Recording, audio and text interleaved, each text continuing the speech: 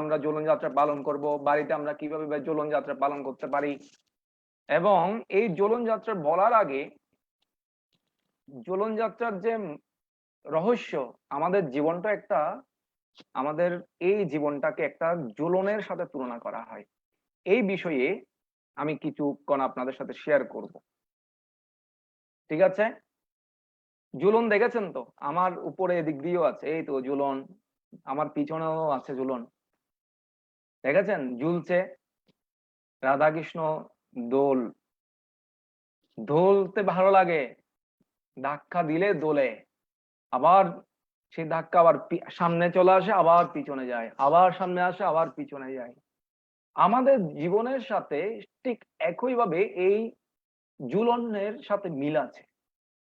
আমি 4টা থেকে 5টা পয়েন্ট দিয়ে এই আমাদের জীবনের ঝুলন, ভগবান কৃষ্ণ যে ঝুলন, সেই ঝুলনের সাথে আমাদের জীবনের যেটা ঝুলন সেটা আমাদের সাথে মিল আছে। সেটা ভাগবতম এবং গীতার শ্লোকের উপর ভিত্তি করে আমি আপনাদের সাথে শেয়ার করব। যখন এরকম ঝুলন মানে হচ্ছে যে একটা দোলনা, দোলনার মধ্যে কেউ যদি থাকে, তাকে যদি একজন ধাক্কা দেয়, সে যাবে, আবার সামনের দিকে যাবে, আবার পিছনের দিকে আসবে। আমাদের জীবনটাও সেরকম। আমাদের জীবনের মধ্যে এই যে সামনে যাওয়া, সেটা হচ্ছে সুখের লক্ষণ। এই যে আবার পিছনে চলে আসা, সেটা হচ্ছে দুঃখের লক্ষণ। কখনো আমাদের জীবন যে ঝুলন, দোলনা, আমাদের জীবনের যে দোলনা, সেটা কখনো দুঃখে, আবার কখনো সুখের। সামনের দিকে একবার যায়, আবার পিছন দিকে একবার আসে। সামনের দিকে গেলেই সুখ, পিছন দিকে আসলে আবার দুঃখ। ভগবত গীতায় ভগবান কৃষ্ণ অর্জুনকে বলছে, শীত উষ্ণ দুঃখ সুখ ধা। আমাদের জীবনটা হচ্ছে শীত উষ্ণ, শীত উষ্ণ। উদাহরণ দিচ্ছেন তিনি। শীত যেরকম আসে আবার চলে যায়, ঠিক এরকম গ্রীষ্মকাল, গরমকাল আবার আসে আবার যায়। এই যে সামনের দিকে যাওয়া, আপনি সুখ অনুভব করবেন, আবার পিছনের দিকে, ঠিক যেরকম দিন আর রাত্রির মতো। আমাদের জীবনের 2টা পার্ট, একটা সুখের এবং একটা দুঃখের। যত পরিমাণ আপনি সুখ অনুভব করবেন, তত পরিমাণ কি অপেক্ষা করছে? দুঃখ অপেক্ষা করছে। এই জন্য বলা হচ্ছে, এটা হচ্ছে যে এই যে ঝুলন আমাদের জীবনের, এটা একটা ক্রিয়া। এই যে আসা আর যাওয়া, 1 নাম্বার। 2 নাম্বারটা হচ্ছে যে এই ঝুলনটা কারো না কাউকে না কাউকে এটা ধাক্কা দিতে হয়। ধাক্কা না দিলে এটা চলে না। তো আমাদের জীবন যেটা, আমাদের জীবনের যেটা ঝুলন, দোলনা, সেটা কে ধাক্কা দেয়? কে সুখ দুঃখ? এই জন্য শ্রীমদ ভাগবতমে বলছে, মাত্র স্পর্শ ইচ্ছামি। এই যে আমরা যত বেশি ইন্দ্রিয় সুখ ভোগ করব, তত বেশি পরিমাণ আমার দুঃখ অপেক্ষা করবে। ধাক্কাটা হচ্ছে আমার ইন্দ্রিয় তৃপ্তির উপর নির্ভর। মাত্র স্পর্শ ইচ্ছামি। এবং লাস্টের লাইনে বলছে শ্রীমদ ভাগবতমে, মুহু, মুহু মানি এটা বারবার বারবার, একবার দুইবার না। যত আমরা আমাদের সেন্স গুলোকে, এই ইন্দ্রিয় গুলোকে ভোগে নিয়োজিত করব, তত বেশি সুখ আমরা তাৎক্ষণিকভাবে পাবো, কিন্তু পরিণামে আমাদের দুঃখ অপেক্ষা করছে। আর এটাকে বলা হচ্ছে ধাক্কা। এই যে ধাক্কা দেয় না, এই ইন্দ্রিয় তৃপ্তি আমরা যত বেশি করার জন্য প্রয়াস, ইচ্ছা আমি প্রয়াস করব, আমার মনের মধ্যে, আমার হৃদয়ের মধ্যে বাসনা জাগবে যে আমি এইটা ভোগ করব এই জগতে। 84 লক্ষ জনি মনুষ্য জন্ম অত্যন্ত দুর্লভ।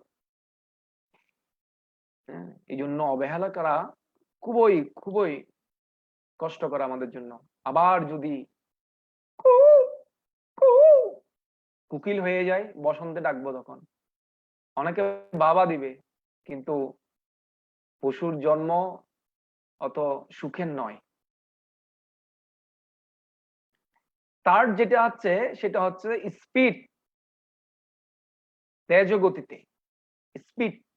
আপনি যত বেশি জ্বলনে স্পিড দিবেন, মানে ধাক্কাটা যত বেশি হবে তত স্পিড আসবে, কিন্তু তত বেশি আপনার এক্সাইটেড মনে হবে, মানে একটা আনন্দ অনুভব হবে। কিন্তু মনে রাখবেন, যত বেশি আপনি গিয়েছেন তত বেশি পিছনে আপনাকে আবার আসতে হবে। যাবেন এভাবে, আবার আসতেও হবে। সেই জন্য যে যত বেশি ইন্দ্রিয় তৃপ্তি ভোগ বৃত্তিতে নিয়োজিত থাকে, তত বেশি তার পরিমাণ দুঃখ অপেক্ষা করে। এই জন্য শ্রীমদ্ ভাগবতমে বলছে, আমরা যদি অধিকম, অধিকম মানে এই ইন্দ্রিয় তৃপ্তিতে অধিক পরিমাণ যদি আমরা ব্যস্ত থাকি, অধিক সময় দিই, তাহলে আমাদের যে সময়টা আগে এরপরে আসবে সেটা কিন্তু ওই পিছনের দিকে আসবে। সামনের দিকে যেরকম সুখ অনুভব হয়, পিছনে কিন্তু দুঃখ অনুভব হবে। যত পরিমাণ আমরা এক্সাইটেড অনুভব করব, আনন্দ অনুভব করব, মনে রাখতে হবে এই জগৎ দুইটা ডিউয়ালিটি, সুখ দুঃখ, সুখ দুঃখ, দোলনার মতো। এটা আপনারা ছোট বাচ্চারা দেখেছেন নগরদোলায় উঠতে উঠতে অনেক ভালো লাগে, নিচে নামার সময় বুকটা দহক করে উঠে। আমাদের জীবনটা একটা হচ্ছে যে নগরদোলার মতো, উঠবে আবার নামবে। হ্যাঁ, আর ছোট বাচ্চাদের কতগুলো ক্র্যাশ ক্র্যাশ মানে কি বলা হয়, প্লে দেখছেন? মানে একটা ছেলে উপরে উঠলে আর একটা নিচে নেমে যায়, এরকম, আবার উপরে উঠলে আবার নিচে নেমে যায়। আমাদের জীবনটা ঠিক সেরকম, আমাদের জীবন একবার উপরের দিকে উঠে আবার নিচে নেমে যায়। এই জন্য যে যত বেশি ইন্দ্রিয় সুখ ভোগ করার বাসনা করবে, তার জন্য দণ্ডটা তত পরিমাণ অপেক্ষা করবে। কারণ এখানে যেটা ফোর্থ, সেটা হলো যে শ্রীমদ্ ভাগবতমে বলছে আমাদের জন্য এই এই জগতে ভোগ করার একটা সীমা আছে। আমাদের যেটা সীমা, আমাদের যেটা লিমিট, সেই লিমিটটা যদি আমরা ক্রস করে ফেলি, সেটার পরিমাণ থেকে যদি আমরা বেশি চাই, মনে করেন একজন মানুষের কতটুকু প্রয়োজন জীবনে টিকে টিকে থাকার জন্য, তার জীবন ধারণ করার জন্য কতটুকু প্রয়োজন, যতটুকু প্রয়োজন ততটুকু সে প্রয়াস করতে পারে। এর বাইরে যদি কেউ প্রয়াস বেশি করে, এর বাইরে যদি কেউ বেশি প্রয়াস করে, তাহলে তাকে দণ্ড অপেক্ষা করছে তার জন্য। শ্রীমদ্ ভাগবতম বলছে, দণ্ডম অর্হতি অবিকম অভিমন্যতে ত্রম্ম দণ্ড অর্হতি। মানে যে পরিমাণ, যে পরিমাণ বেঁচে থাকার জন্য প্রয়োজন ততটুকু গ্রহণ করা তার প্রয়োজন, কিন্তু এর থেকে যদি কেউ বেশি পরিমাণ গ্রহণ করতে চায় বাসনা করে করার জন্য, তাহলে তার দণ্ড অপেক্ষা করছে, তার জন্য শাস্তি অপেক্ষা করছে। আমরা আমাদের দুঃখ কেন? আমাদের বিভিন্ন মনের বাসনাগুলো পূরণ করার জন্য। এটাই আমাদের ভ্রম। এই জন্য মনে করছি যে আমরা বৃদ্ধ হয়ে গেলে আমাদের বাসনা শেষ হয়ে যাবে। আরে বৃদ্ধ হলে কখনো বাসনা শেষ হয় না। যারা বৃদ্ধ হয়েছে তাদেরকে জিজ্ঞেস করে দেখেন তাদের কি বাসনা শেষ হয়েছে কিনা। হরে কৃষ্ণ, কি কেউ লিপ নেবেন না, আমি তো এখনো ঝুলন শুরু করে নেই, মাহাত্ম শুরু করে নেই, এখন এটা একটা সূচনা দিচ্ছে, যে সূচনা প্রারম্ভিকা। এরপর রেশম পোকা দেখেছেন? হ্যাঁ, মাকড়সা, অন্ততপক্ষে মাকড়সা দেখেছেন। মাকড়সা কত সুন্দর করে জাল বুনে, এগুলো সায়েন্টিফিক ব্যাখ্যা আছে। মাকড়সার জাল এত সুন্দর, জ্যামিতিক, কেউ যদি জ্যামিতিক অনেকে পরীক্ষা করে দেখেছে, এটার মাপ, সেকেন্ড বাহু, থার্ড বাহু, এগুলো পরিমাণগুলো এত সুন্দর। মাকড়সা সুনিপুণ ভাবে তিনি জাল বনে, কিন্তু সেই জালের মধ্যে সে মাকড়সা কিন্তু আটকে যায়। রেশম পোকা, গুটি পোকা দেখেছেন রেশম পোকা? সেই রেশম পোকা কত সুন্দর করে বাসার মধ্যে সে প্রবেশ করে এবং বাসাটাকে তৈরি করে, কিন্তু সেই বাসা থেকে আর বের হতে পারে না। এই জন্য ভোগবৃত্তি, এই সমস্ত ভোগবৃত্তির আমাদের যত মানে ডিক্রেস হবে, ইনক্রিজ না ডিক্রেস হবে, তত আমরা সুখ অনুভব করব। এরপর আরেকটা আপনাদের সাথে আমি শেয়ার করছি, সেটা হচ্ছে 4th নাম্বার। এই যে জ্বলন, এটা দুইটা, যদি জ্বলন আপনারা যদি বাসায় করেন, যদি মনে করেন একটা বড় বাংলো বিল্ডিং আছে আপনার, তাহলে সেখানে অনেক সময় দোলনার ব্যবস্থা করা হয়। লোহার লট দিয়ে একটা দোলনা তৈরি করা হয়। আর যদি গ্রামে হয় তাহলে গাছের মধ্যে একটা দুইটা দড়ি দিয়ে মাঝখানে একটা গাছের কোন এক রকম ভাবে বসার জন্য স্থান করে দিয়ে বিভিন্ন ভাবে তৈরি করে, কাঠি দিয়ে লাঠি দিয়ে যেভাবে হবে হোক। তো দোলনাতে দুইটা দড়ি আছে অথবা লোহার লড আছে দুইটা। ঠিক এরকম আমাদের কর্মের মধ্যে এই যে কর্মের যে এটা রিয়াকশন আছে, হ্যাঁ, সেটা কি? সেটা হচ্ছে ত্রিগুণের প্রভাব। যদিও ভগবানের ইচ্ছা, আমি ভগবানের ইচ্ছা শক্তিতে সবকিছু হয়। আমার যে কর্মফল আমরা ভোগ করছি সেটা ভগবানের ইচ্ছা আছে। হ্যাঁ, এখন আপনারা ভগবানকে দোষারোপ করবেন না। ভগবান এবং ভগবান বলছে মায়া অধ্যক্ষানা প্রকৃতি শ্রীয়তে সচরাচরম, আমার অধ্যক্ষতায় এই প্রকৃতি, এই প্রকৃতির মধ্যে যে ত্রিগুণ, ত্রিগুণের প্রভাবে যে কর্ম সংগঠিত হচ্ছে, সে কর্মের ফল আমরা ভোগ করছি 3 গুণের প্রভাবের কারণে। এটা ভগবানের ইচ্ছা শক্তি আছে ঠিক আছে, কিন্তু ভগবান নিরপেক্ষভাবে কাজ করেন, ভগবানের কোনো দোষ নেই এখানে। আমি যে যেরকম কর্ম করছে, যে যেই গুণের প্রভাব বেশি, সেই সুই গুণের প্রভাবে কাজ করে কাজের ফলটা লাভ করে। যেমন ধরেন কেউ যদি সত্য গুণে থাকে, সেই মন্দিরে আসতে ইচ্ছা করবে বেশি, ভগবানের নাম করতে ইচ্ছে করবে, ভগবানের সঙ্গ বা সাধুদের সঙ্গ করার জন্য ইচ্ছা করবে।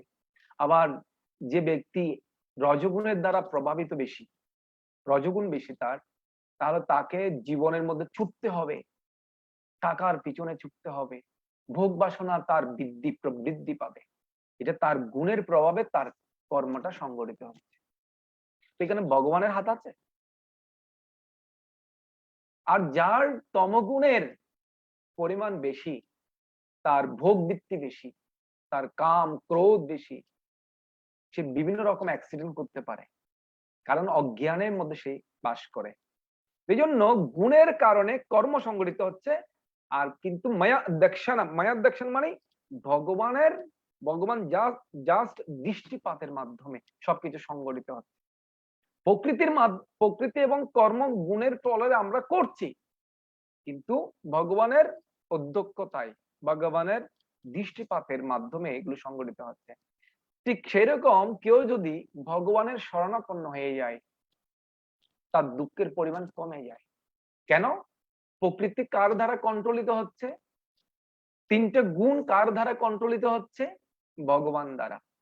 এই জন্য ভগবান বলছে মম মায়া দূরত্বরা, আমার যে মায়া শক্তি অত্যন্ত দূরতিক্রমা, কেউ কখনো এই মায়া অতিক্রম করতে পারবে না। আমরা মনে করছি আমাদের মায়া নেই। আপনি যে কৃষ্ণকে আজকে জপটা করলেন না, এটা তো একটা মায়া।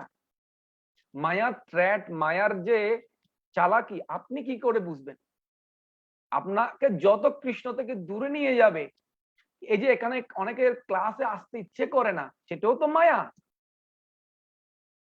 কেন? আপনি মায়ার সম্বন্ধে কি বুঝবেন? যেখানে কৃষ্ণ নেই, কৃষ্ণ অনুপস্থিত, কৃষ্ণ কথা অনুপস্থিত, কৃষ্ণ ভক্ত অনুপস্থিত, সেটা তো মায়া। আপনি যতক্ষণ পর্যন্ত কৃষ্ণ নামে কৃষ্ণ কথাই মদমত্ত হয়ে থাকেন ততক্ষণ পর্যন্ত কৃষ্ণ। আর উইদাউট কৃষ্ণ কথা, উইদাউট ভক্ত, সেটা হচ্ছে মায়া। মায়া সূর্য, মায়া মানে কৃষ্ণ সূর্য সম, মায়া হয় অন্ধকার। কেন? আপনি এর বাইরে যা চিন্তা করবেন মৃত্যুতে সবকিছু সমাপ্ত হয়ে যাবে। আমি হঠাৎ করে মারা গেলাম আর চিন্তা করলাম অন্য কিছু, ভগবানের কথা আসবে? এত সহজ নয়। ভগবান মনে করায় দেবে।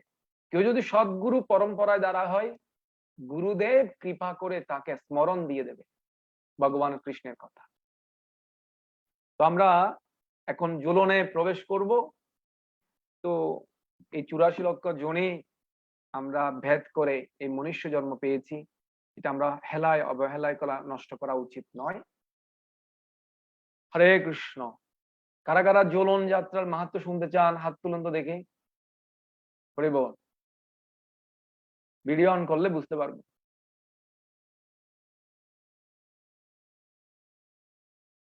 হরি বল। সবাই ভিডিও অন করছে না? হ্যাঁ,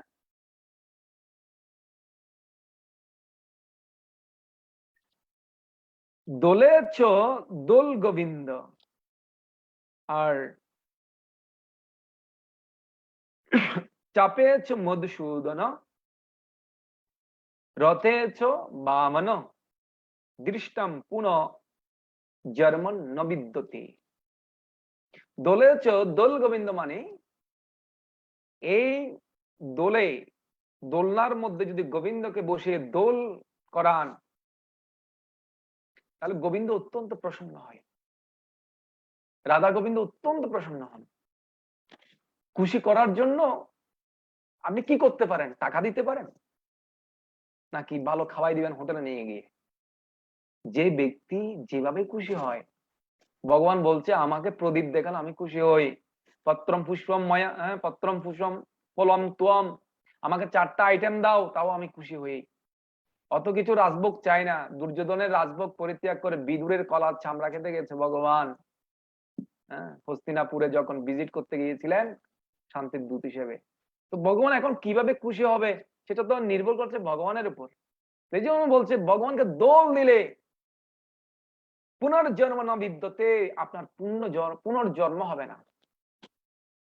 চাপে আছে মধুসূদন, আর মধুসূদন ভগবানকে যদি আপনি নৌকায় চড়ান, নৌকায় নৌকায় চেপে যদি একটু ঘুরান, নৌ বিহার, বিগ ফেস্টিভ্যাল, নৌ বিহার, বুঝতে পারছেন? হরি বল। এখন মধুসূদনকে যদি নৌকায় চড়েন তাহলে মধুসূদন খুব খুশি হন, আর এর ফলে আপনার পুনর্জন্ম ন বিদ্যতে, পুনর্জন্ম হবে না। আর রথে চ বামন দৃষ্ট পুনর্জন্ম ন বিদ্যতে, আর ভগবান জগন্নাথকে যদি রথে আহরণ করে যদি ধরে ধরে টেনে নিয়ে যান তাহলে আপনার আর পুনর্জন্ম হবে না। এটা এটা কি বেশি বড় কাজ? হিমালয় গিয়ে হাজার হাজার বছর তপস্যা করতে হচ্ছে না, এত কিচ্ছা সাধন করতে হচ্ছে না, আগুনে প্রজ্বলিত করে আগুনের উপর বসে তপস্যা করতে হচ্ছে না, হিমালয়ে গিয়ে অত্যন্ত তুষারপাতের মধ্যে বসে ভগবানের নাম জপ করতে হচ্ছে না, এসি রুমে বসে বৃন্দা দেবীকে সামনে রেখে জপ করবেন আর দোলের মধ্যে ভগবানকে দোল দিবেন। এটা কঠিন কাজ নয়। হ্যাঁ, পুনর্জন্ম না বিদ্যতে, পুনর্জন্ম হবে না বলা হচ্ছে। কারা কারা বুঝতে পেরেছেন? হরি বল, হাত তুলুন তো দেখি। আমি দেখতে পাচ্ছি অনেককে, যারা যারা ভিডিও অন রেখেছেন আর কি। হ্যাঁ, টিপু বুঝতে পারলেন? হরি বল।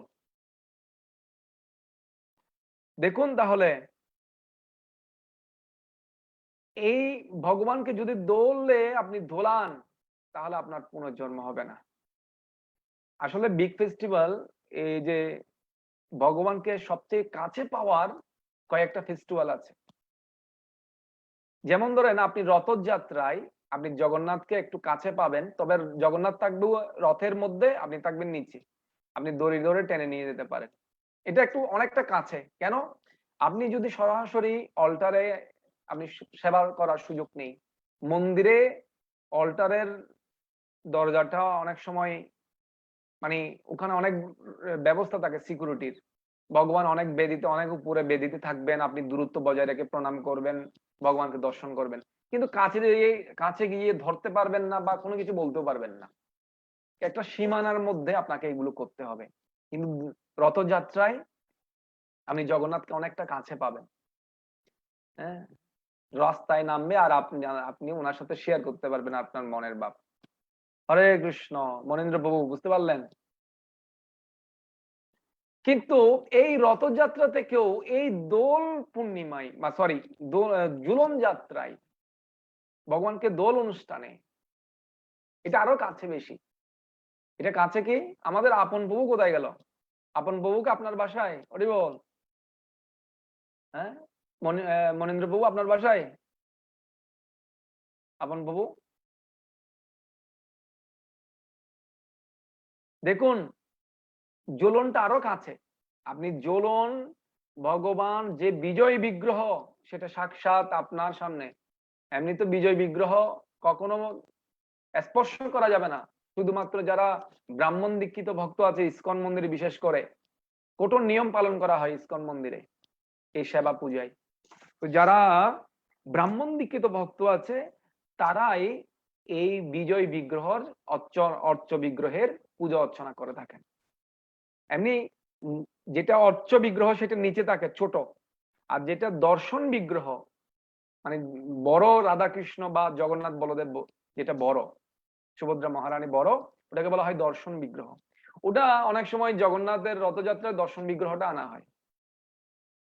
কিন্তু যেটা অর্চ বিগ্রহ সেটা সাধারণ মানুষের স্পর্শ করা নিষেধ আছে।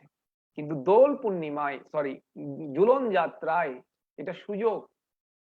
একদম ভগবানের সুন্দর করে একটা দোল সাজাবে বিভিন্ন কালারের ফুল দিয়ে, ওখানে বসাবে। ওখানে বসানোর জন্য খুব সাবধানতা অবলম্বন করতে হয়, যেন রাধা কৃষ্ণ পরে না যায় সে ব্যবস্থা রাখতে হবে। হ্যাঁ, তো রাধা কৃষ্ণ পরে না যায় মতো ব্যবস্থা রেখে ওটাকে এইভাবে খুব ভালো একটা পজিশনে বসিয়ে এরপর বিভিন্ন প্রকারের সাজগোজ করাবে, বানর বিভিন্ন গাছপালা দিয়ে, তারপর হচ্ছে ফুল বিভিন্ন হরেক রকমের ফুল দিয়ে, এবং সুন্দর একটা দোল বানিয়ে বিভিন্ন কালারের সুতার সংযোগ করে ওটা তৈরি করা যেতে পারে। আপনারা মন্দিরে দেখেছেন। তো এইভাবে তৈরি করে দোল দেওয়া হয় ভগবানকে। আর সর্বসাধারণ মানুষের জন্য এটা খোলা আছে, সবাই ভগবানকে দোল দিতে পারে। কিন্তু এখন আপনাদের সাথে আমি শেয়ার করব ভগবানের এই যে 18 তারিখ থেকে আজকে মহা পবিত্র তিথি একাদশী তিথি থেকে শুরু হয়েছে, 5 দিন পর্যন্ত এই ঝুলন যাত্রা থাকবে। বলরাম জয়ন্তী পর্যন্ত মানে 22 আগস্ট পর্যন্ত এই ঝুলন যাত্রা থাকবে 5 দিন। তো এই 5 দিনের মধ্যে কেউ যদি নিরামিষ আহার করেন খুবই ভালো, যারা ভক্ত নয়, যারা আমিষ ধূমপান নেশার সমস্ত প্রকার নেশা জাতীয় বর্জন করলে ভালো। কিভাবে আপনি ঘরে করবেন তাও তো আমি বর্ণনা করব, কিন্তু আমার এটার আগে মাহাত্ম্যটা বলি তারপর ঘরেরটা বর্ণনা করছি। এই জ্বলন কিভাবে শুরু হলো?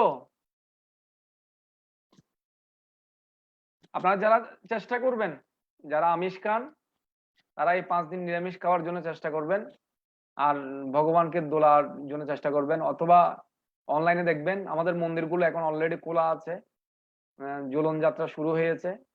এটা সৌভাগ্য, কারণ বিজয় বিগ্রহ অর্চ বিগ্রহ কখনো আপনি স্পর্শ করতে পারবেন না অল্টার থেকে। কিন্তু এটা এত ভগবানের মহিমা যে আসলে ভগবান এত লীলা করে কেন, আমার প্রশ্ন, এত লীলা করে কেন? এত লীলা করার কি দরকার? ভগবানের কি আনন্দের জন্য এই এই সমস্ত লীলাগুলো করেন? কখনো দোল খাবে, কখনো রথ চড়বে, কখনো বলো যে আমাকে প্রদীপ দেখাও আমি এটা খাই, কখনো বলবো যে আমাকে 56 ভোগ খাওয়াও, এত আত্মরামস্য মুনয়, মণিগণ আত্মরাম, আর ভগবান হচ্ছে আত্মরাম। ভগবান তো আত্মারাম, ভগবান তো সবসময় খুশি থাকেন, আনন্দে থাকেন। ওনাকে আনন্দ করার জন্য এত কিছু করার দরকার কি? আমার আপনাদের কাছে প্রশ্ন, আমার করার দরকার আছে? করার কোনো দরকার নেই, কোনো দরকার নেই। কেন দরকার? সেটা আমাদের জন্য, আমাদের জন্য দরকার। আমরা ভগবানের এই সমস্ত লীলা স্মরণ করে ভগবান লীলার সাথে আমরা যুক্ত হয়ে আমাদের এই মনুষ্য জন্ম আমরা ধন্য করতে পারি। ভগবানের খাবার দাবার দরকার নেই কোনো। পত্র পুষ্পম ফলম ত্বম, ভগবান কেন বলেছে? আপনি কার জিনিস দিচ্ছেন? কার জিনিস? পত্র আপনার, পুষ্প আপনার, কার? ভগবানের।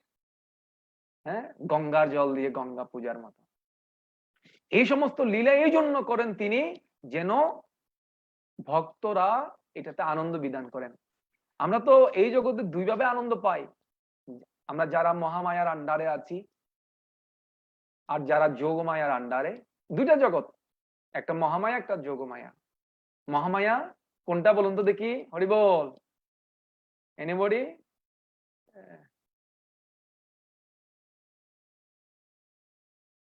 দুটা আনন্দ, একটা যোগমায়া একটা মহামায়া। তো জড়জগতের মানুষ যারা ভক্ত নয় তারা মহামায়ার আন্ডারে, তারাও আনন্দ লাভ করে। কত ক্লাবে যায়, কত পার্কে যায়, রেস্টুরেন্ট গিয়ে ভালো খেতে চায়, আনন্দের উৎস খুঁজে সব জায়গায়। আনন্দ, এভরিবডি চার্জিং হ্যাপিনেস। কেউ চুলের স্টাইল করবে, মানে এটা একটা আনন্দ আরেকজনকে দেখাতে পারলে। কেউ মার্সেন্ডিজ ব্র্যান্ডের গাড়ি ইউজ করবে।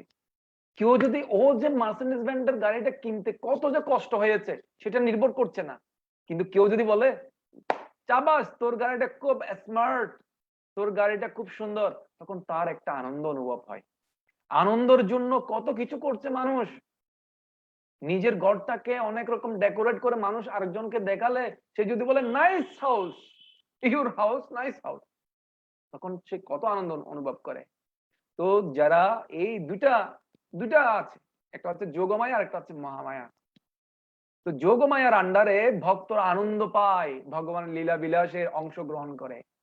আর মহামায়ার আন্ডারেও অভক্তরাও আনন্দ পায়। কিভাবে? পার্কে গিয়ে, রেস্টুরেন্টে গিয়ে, বিভিন্ন রকম ভাবে তারা উৎসব করে। দুইটা ফেস্টিভ্যাল এখানে বিখ্যাত, একটা হচ্ছে দুর্গাপূজা। যেমন ধরেন ইয়াতে পশ্চিমবঙ্গে, ইন্ডিয়াতে এটা তো 10 হাত দুর্গা বানায়। ওরা কম্পিটিশন করে, যে যত বেশি বড় দুর্গা বানাতে পারে তার তত বেশি অহংকার হবে। इतना इतना पैसा खर्चा करता है এই দুর্গা কে লিয়ে। কেন? আরেকজনকে দেখানোর জন্য, আরেকটা পূজা মণ্ডপকে দেখানোর জন্য। তো দুইটা উৎসব ফেমাস, একটা হচ্ছে যে পশ্চিমবঙ্গের দুর্গা পূজা। তো এই দুর্গা পূজার সময় অনেক সময় মাতাজিরা বাপের বাড়িতে থাকে। মাতাজিদের বাড়ির দুইটা, কিন্তু স্বামীর বাড়ি মানে শ্বশুর বাড়ি, আর হচ্ছে যে বাপের বাড়ি। তো বাপের বাড়িতে যায় দুর্গাপূজার সময় অনেক সময়। তো দুর্গাপূজার সময় যারা বাপের বাড়িতে আসে তারা খুবই আনন্দ অনুভব করে। কিন্তু বৃন্দাবনে এই ঝুলন যাত্রার সময় বৃন্দাবনবাসীরা যারা ওখানে মাতাজিরা যারা আছেন তারা বাবার বাড়িতে যান। বাবার বাড়ি থেকে কোনো লোক আসবে, ভাই যাবে অথবা বাবা যাবে, কোন একজন লোককে পাঠাবে এবং শ্বশুর বাড়ি থেকে তার বোনকে নিয়ে আসবে বা নিজ বাড়িতে। তো বৃন্দাবনে ফেমাস হচ্ছে এই বোন যদি শ্বশুর বাড়িতে থাকে, বাইরে গিয়ে নিয়ে আসবে।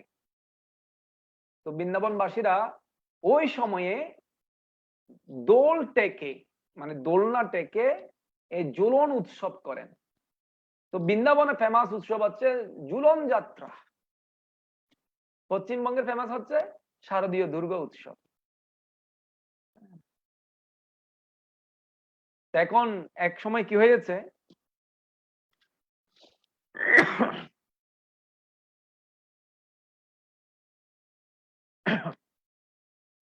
হরে কৃষ্ণ, আমি যে কথাটা আপনাদের সাথে শেয়ার করছিলাম এটা শেষ করি নাই। ওই যে বললাম মহামায়া আর যোগমায়ার, তো যারা মহামায়ার আন্ডারে এই আনন্দ আনন্দ বিনোদন করে, ওটার একটা লিমিট আছে, ওটা এক সময় গিয়ে শেষ হয়ে যায়। কিন্তু যারা মহামায়ার সরি যোগমায়ার আন্ডারে আনন্দ অনুভব করে, ভগবানের যারা ভক্ত, যেই সমস্ত ভগবানের উৎসব আদি করে, তাদের কিন্তু আনন্দ শেষ নেই। প্রতিপদম পুণ্যমৃত আস্বাদনম, প্রতি পদে পদে পুণ্য অমৃত আস্বাদন করে। কিন্তু এই জগতের মানুষ, আরেক জায়গায় ভগবান বলেছে একটা শ্লোকে, পদম পদম যদ বিপদম, পদে পদে কন্দ, পদে পদে কি যদ বিপদ। একই একই দেখেন, এক জায়গায় বলছে প্রতি পদে পদে আনন্দ প্রতিবর্ধনম, আরেক জায়গায় বলছে প্রত্যেকটা আপনি পা ফেললেই, এই যে আরেকটা পায়ের পর আরেকটা পা দিবেন, সে পায়ে আপনি যে নিরাপদ ভাবে পাটা দিতে পারবেন সেটা কোনো গ্যারান্টি নেই, বিপদ হতে পারে। দুকালে আমার শাশ্বতম এক জায়গায় বলছে ভগবান ভগবদ গীতায়, কিন্তু আরেক জায়গায় বলছে হ্যাঁ আনন্দ, আনন্দ আর আনন্দ, হ্যাঁ প্রতিবর্ধনম, প্রতি পদে পদে পূর্ণ অমৃতা আনন্দ বর্ধন হবে আমাদের। এই যে কথাগুলো বিপরীতমুখী কেন? হ্যাঁ, আপনি যদি ভগবানের ভক্ত হয়ে যান, তাহলে আপনি যে ভগবানের যেগুলো সেবা করবেন, যে কোনো সেবা শুদ্ধ চিত্তে সঠিক মনোভাবে, তাহলে আপনি আনন্দ পাবেন। নাহলে প্রতি পদম পদম যদ বিপদম। তো এখন আমি যেটা আপনাদেরকে বলছিলাম সেটা হচ্ছে যে বাপের বাড়ি থেকে এখন মেয়েকে নিয়ে আসতে হবে। কিন্তু এইবার একবার কি হয়েছে, রাধারানীকে বাপের বাড়ি থেকে নিয়ে আসতে একটু দেরি হয়ে গেল। বাপের বাড়ি থেকে যখন আসছে না কেউ নিয়ে যেতে, কারণ ভাইকে ভাই হচ্ছে শ্রীধাম, ভাই আসে মাঝে মাঝে নিয়ে যাবার জন্য বোনকে। এবার যখন আসে নাই, তখন জটিলা আর কুটিলা অত্যন্ত খুশি। জটিলা আর কুটিলা কে? এই জটিলা আর কুটিলা হচ্ছে রাধা ঠাকুরানীর, জটিলা হচ্ছে শাশুড়ি আর কুটিলা হচ্ছে ননদ। এই দুজনে সব সময় ষড়যন্ত্র করে রাধা ঠাকুরানীকে প্রচন্ড প্রচন্ড কষ্ট প্রদান করে।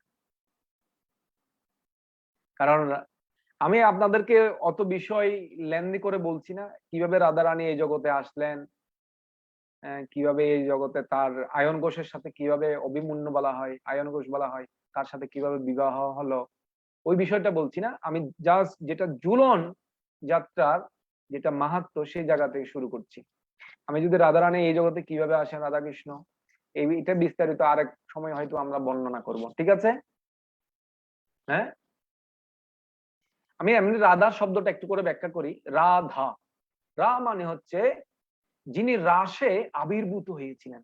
রাসে ভগবান যখন গোলক বৃন্দাবনে, ওই ওই একদম উপরের গোলক বৃন্দাবন, সেখানে যখন রাস করছিলেন, তখন ভগবানের ইচ্ছা শক্তির কারণে ওখানে ভগবানের হৃদয় থেকে আবির্ভূত হয়েছিলেন রাসের মধ্যে এ রাধা, যিনি রাসে আবির্ভূত হয়েছেন। রাস মানে রা মানে রা, ধা মানে উনি আবির্ভূত হয়ে ধুঁড়ে চলে গেলেন ভগবানের সেবা করার জন্য। সঙ্গে সঙ্গে ওখান থেকে পুষ্প চয়ন করে ভগবানের জন্য নিয়ে আসলেন। তো যিনি সর্বশ্রেষ্ঠ বা শ্রেষ্ঠ ভগবানের সেবা প্রদান করেন, তিনি হচ্ছেন শ্রীমতী রাধা ঠাকুরানী।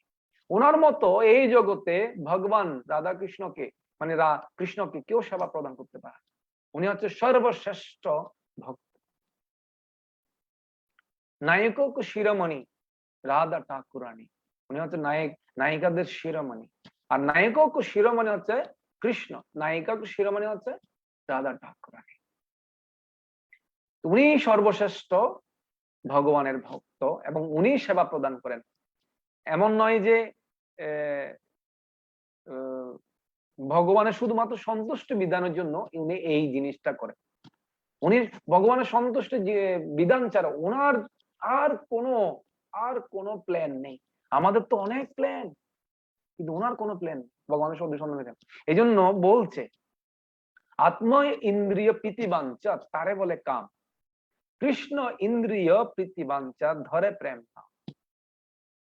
যিনি নিজের ইন্দ্রিয়গুলোকে সন্তুষ্ট বিধানের জন্য এই জগতে কঠোর পরিশ্রম করবে, সেটা হচ্ছে কাম। কাম কি? নিজের সন্তুষ্টির জন্য কোনো কিছু করলে কাম।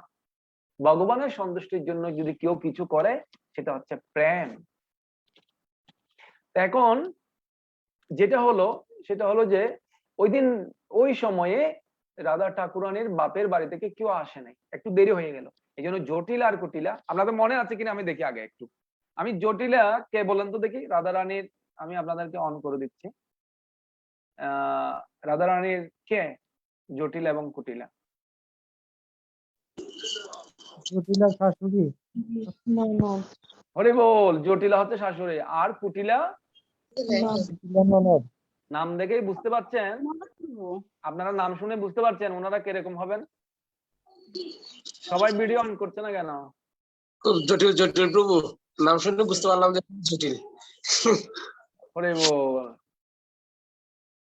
তো বুঝতে পারছেন, এখন জটিল এবং কুটিলা কই খুশি, বলছে তোমার বাপের বাড়ি থেকে আজকে এবার তো কেউ আসতেছে না, তুমি এবার বাপের বাড়িতে থেকে যাও আর কেউ না। আপনাদের বাপের বাড়িতে থেকে যদি কেউ না আসে, যদি নায়র যদি না যান বাপের বাড়িতে, তাহলে কি অবস্থা হবে? অনেকে বাপের বাড়িতে গিয়ে ভাইফোঁটা দান করে, তারপর আরো অনেক রাখি বন্ধন করে দেয়, অনেক ইয়ে আছে। দিদি যখন বাপের বাড়িতে যায়, বোনেরা আসে, ছোট বোন বড় বোন যাই হবে হোক, ওনারা ভাইদেরকে ভাইফোঁটা দান করে, রাখি বন্ধন করে, অনেক অনুষ্ঠান আছে ভাইদের, ভাই এবং বোনের মধ্যে। তো ওই দিন ওইবার একটু দেরি হয়ে গেছে এবং ওরা এভাবে চিন্তা করলো তোমার আর বাপের বাড়ি যাওয়ার দরকার নেই, এখানে থেকে যাও, কেউ আসতেছে না, দেখছো তোমাকে কেউ ভালোবাসে না, আমরাই আমরাই তোমার। জটিল আর কুটিলা বলছে আমরাই তোমার। এরপরে দুই একদিনের মধ্যেই সঙ্গে সঙ্গে ওখানে একজন আসলেন, সেটা কে? শ্রীধাম। শ্রীধাম যখন ওখানে গেলেন, তখন শ্রীধাম, এখন ওরা তো একটু রেগে আছে, বুঝেন নাই? এখন শ্রীধাম কি করেছে, ও কনভিন্স করতে জানে, কিভাবে কনভিন্স করতে হয় সেটা ভালো জানে। সে কি করেছে, কিছু গিফট নিয়ে গেছে, জটিল আর কুটিলাকে এই গিফট গুলো প্রদান করলো, সুন্দর সুন্দর গিফট। ওরা গিফট গুলো পেয়ে ওদের যে মানে পরিকল্পনা ছিল রাধা ঠাকুরানী কি কে এবার বাপের বাড়িতে যেতে দেবে না, ওই প্ল্যানটা ওরা মিসিং হয়ে গেল ওদের মাথা থেকে। ওরা ঠিক আছে ঠিক আছে ঠিক আছে, নিয়ে যাও তোমার বোনকে নিয়ে যাও। ওই গিফট পেয়ে খুশি হয়ে গেছে, কিভাবে কনভিন্স করতে হয় জানে ভালো, গিফট দিয়ে। এখন বাপের বাড়িতে গেল, তো যাওয়ার পর সমস্ত বান্ধবীরা মানে গোপীরা, রাধারা ঠাকুরানী আসার কারণে ওনারা সবাই খুশি অনেকদিন পরে। তো তারা কি করেছে, বৃন্দাবনে একটা কুঞ্জ বানিয়ে, কুঞ্জের মধ্যেই ওখানে একটা গাছের কদম্ব বৃক্ষের ঢালে তারা কি করেছে, ধরে টেকে খুব সুন্দর করে বিভিন্ন কালারের ফুল দিয়ে একটা দোলনা সাজিয়েছে। আর সেই দোলনার মধ্যে রাধারানীকে বসিয়ে তারা দোল দিচ্ছিলেন, একবার যায় আবার পিছন দিকে আসে, সামনের দিকে যায় আবার আসে, এইভাবে ভালো একটা অনুভব করছিলেন তিনি। এখানে শুধুমাত্র রাধারানীকে দোল দিচ্ছিলেন এমন নয় যে বাকি সখীরা দোল খাচ্ছে না, এরকম না। তারা রাধারানীকে পেয়ে কেউ নৃত্য করছে, কেউ গান গাইছে মধুর সুরে, এমনকি পশু পাখিরা পর্যন্ত তাদের সঙ্গ দিয়েছে, তারাও কীর্তনে, সবাই কীর্তন গাইছে। সেই জন্য রাধাকৃষ্ণের যখন দোল দিতে হবে তখন আমাদের কীর্তন গাইতে হবে আনন্দে। কিন্তু একবার কি হয়েছে, এদিকে কৃষ্ণ একটা গোপ ভেষ ধারণ করে এসে পিছন দিক থেকে জোরে একদম স্পিডে একটা ধাক্কা দিয়েছে। আর ধাক্কা দেওয়ার পর এখন তো দোল তো অনেক উপরে উঠে গেছে, তো রাধারানী ভয় পেয়ে কৃষ্ণ কৃষ্ণ কৃষ্ণ এভাবে ডাকছে। দেখুন, রাধারানীর মনে প্রাণে ধ্যানে শয়নে স্বপনে জাগরণে সব সময় কৃষ্ণ চিন্তা, সব সময়। এই জন্য উনি বলছে কৃষ্ণ কৃষ্ণ। সঙ্গে সঙ্গে কৃষ্ণ আর নিজেকে ধরে রাখতে পারে নাই, এই যে আরেকটা বেশ ধারণ করে আসছিলেন, সঙ্গে সঙ্গে আবার কৃষ্ণ রূপ হয়ে গেছে। আর কৃষ্ণকে দেখে অত্যন্ত খুশি এবং সমস্ত গোপীরা খুশি হয়ে গেছেন।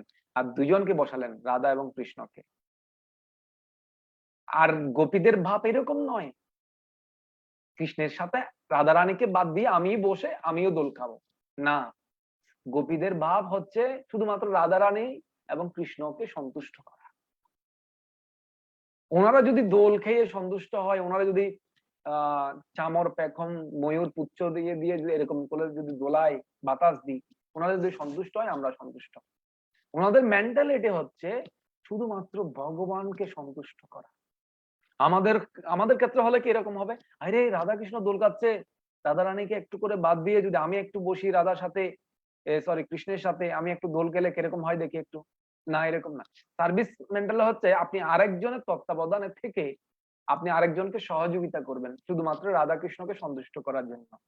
কারণ রাধা কৃষ্ণ হচ্ছে শক্তিমান এবং শক্তি,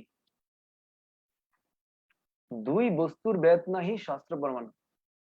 কৃষ্ণ পূর্ণ শক্তিমান, রাধা পূর্ণ শক্তি, দুই বস্তুর ভেদ নাহি শাস্ত্র প্রমাণ।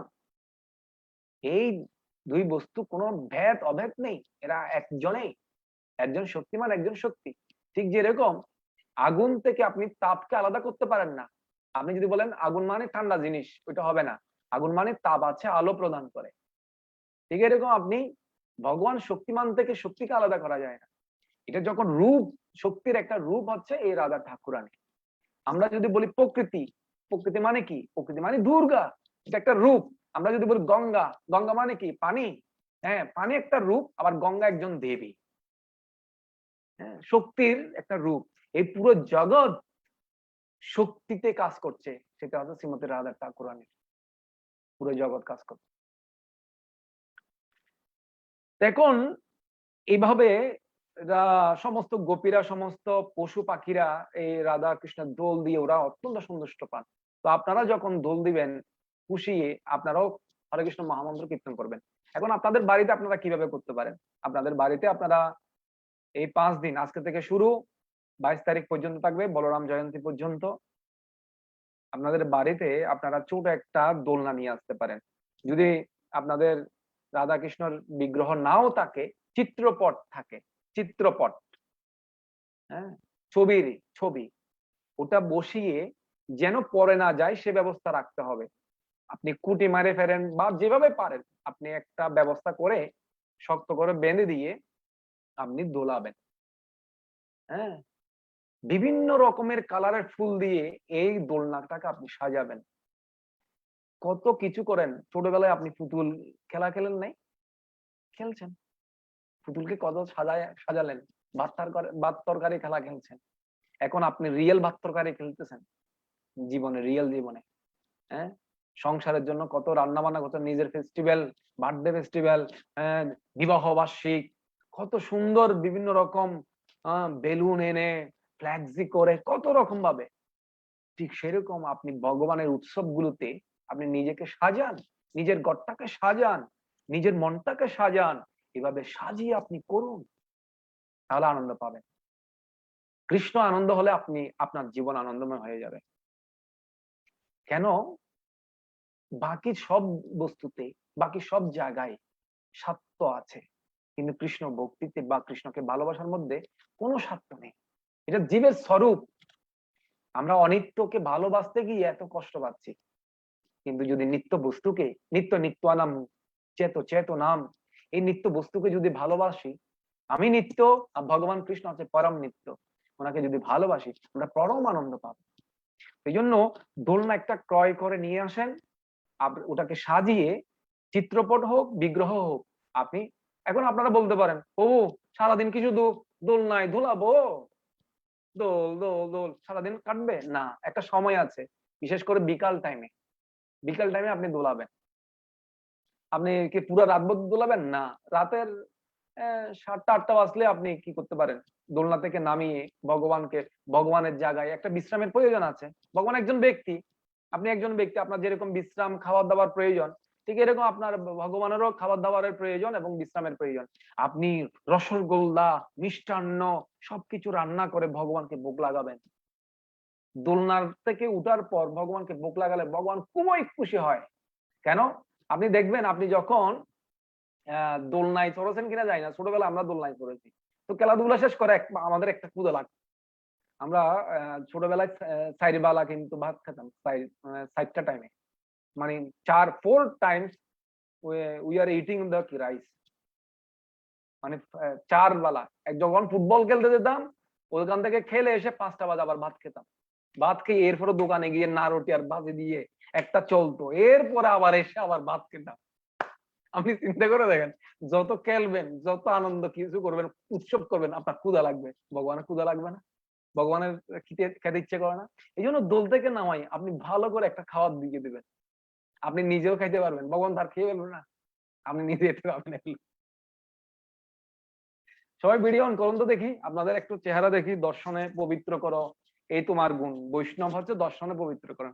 আপনারা সবাই বৈষ্ণবী, আপনারা দর্শন করুন। আপনার কৃষ্ণ কথা শুনছেন, যারা কৃষ্ণ কথা শুনে কৃষ্ণ ভক্তি করে, কৃষ্ণ নাম জপ করে, তারা সবাই বৈষ্ণবী। একবার কৃষ্ণ নাম লইলে বলছে তিনি বৈষ্ণব। হ্যাঁ, আমি কি আরো ব্যাখ্যা করব নাকি আপনার জীবনটাকে আরো দোলাবো? বল। হ্যাঁ, নাকি আরো তাত্ত্বিক ভাবে ব্যাখ্যা করতে হবে? বল। আপনাদের জন্য একটা সুখবর, আগামী শুক্রবারে আমাদের একজন ব্যক্তিত্ব, আমাদের আইএফ এর প্রেসিডেন্ট, উনি ক্লাস প্রদান করবেন, ছিল প্রবাদী লীলামৃত আপনাদের সাথে শেয়ার করবেন। কারণ 125তম আবির্ভাব তিথি পালন করা হবে ছিল প্রভুবাদের। অলরেডি পুরো মাস পর্যন্ত প্রচার চলতেছে, বিভিন্ন বিষয়ে ছিল প্রবাদী লীলামৃত সবাই শেয়ার করছে। তো আমি চিন্তা করছি আমি শেয়ার না করে ছিল প্রবাদী লীলামৃত আমাদের একজন সিনিয়র প্রভু এবং আমাদের অত্র মন্দিরের তিনি আইএফ এর পরিচালক, তিনি শেয়ার করবেন। আপনারা আপনাদের আরো আত্মীয় স্বজনদেরকে অ্যাড করবেন এবং আরো আমি চাই অধিক সংখ্যক লোক এই ক্লাসে অংশগ্রহণ করবে শুক্রবার 8টায়। ঠিক আছে? হ্যাঁ, আপনারা আমাকে হাত তুলে কথা দেন, হরিবল, দেখি হাত তুলেন। আপনারা তো অংশগ্রহণ করবেনই, কিন্তু আরো কয়েকজনকে অ্যাড করার জন্য চেষ্টা করবেন। এই ঝুলন যাত্রার অনেক লীলা আছে, অনেক মাহাত্ম্য আছে, কিন্তু আপনারা বাড়িতে আপনারা চাইলে করতে পারেন। এই 5 দিন ধরে আপনারা নিরামিষাশী বা নিরামিষ গ্রহণ করলে ভালো। মাছ মাংস, ফাঁটা ছাগলের মাংস, ফাঁটা, বিশেষ করে ফাঁটা রান্না করা হয়েছে অনেক জায়গায়, খুব খুব ইয়েতে আছে। তো কিছু মনে করবেন না, ঠিক আছে? তারপর হচ্ছে ধূমপান, নেশা জাতীয় জিনিস দ্রব্যগুলো বর্জন করতে পারলে খুবই ভালো। এগুলো বর্জন করে আপনি ভগবানের সেবা করলে, ভগবানকে দোল দিলে ভগবান খুবই প্রসন্ন হবেন। 5 দিন অন্তত পক্ষে 5 দিন নিরামিষ খেতে পারেন। এরপরে বলরাম জয়ন্তী, যেদিন বলরাম জয়ন্তী সেদিন হচ্ছে ঝুলন পূর্ণিমা বলা হয়। এবং বলরাম জয়ন্তী, আমি বলরাম সম্বন্ধে আপনাদেরকে শেয়ার করেছিলাম। যদিও আমি যদি চাই 7 দিনেই বলরামের মহিমা বিভিন্ন ভাবে কীর্তন করা যাবে, বিভিন্ন লীলা আছে, কিন্তু আমার যেহেতু সময়ের স্বল্পতার কারণে এবং আপনাদেরও একটা টাইম আছে, আমি এখানে টাইম দিয়েছি যে সোমবার, বুধবার এবং শুক্রবার আপনাদের 3 দিন ভাগবত কথামৃত পরিবেশন করা হবে। এই জন্য আমি বেশি শেয়ার করছি না। আমি এই জন্য চিন্তা করছি আপনাদের সাথে আমি এই বলরাম একদিন শেষ, এরপরে আজকে ঝুলন শেষ, এরপরে আমি কৃষ্ণ বিষয়ে আপনাদেরকে কিছু আলোচনা করব। এরপরে আমি ভাগবতমে আবার আমাদের ওখানে চলে যাব। আজকে আমি দুইটা শ্লোক শেয়ার করব ভাগবতমের আপনাদের সাথে, ঠিক আছে? ভাগবতমের 2টা শ্লোক।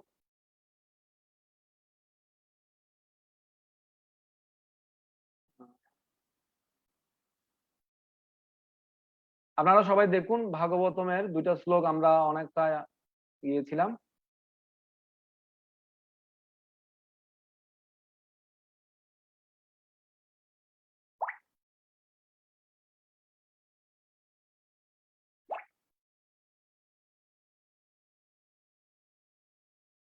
আমরা প্রথম স্কন্ধে পড়েছিলাম এবং প্রথম অধ্যায় ঋষিদের প্রশ্ন।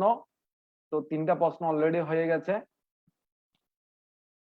আমরা কত নাম্বার শ্লোক পর্যন্ত চর্চা করেছিলাম মনে আছে?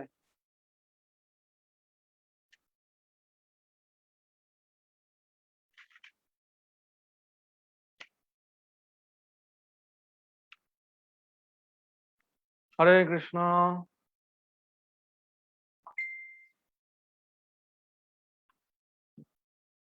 13 নাম্বার শ্লোক পর্যন্ত আমরা চর্চা করেছিলাম না?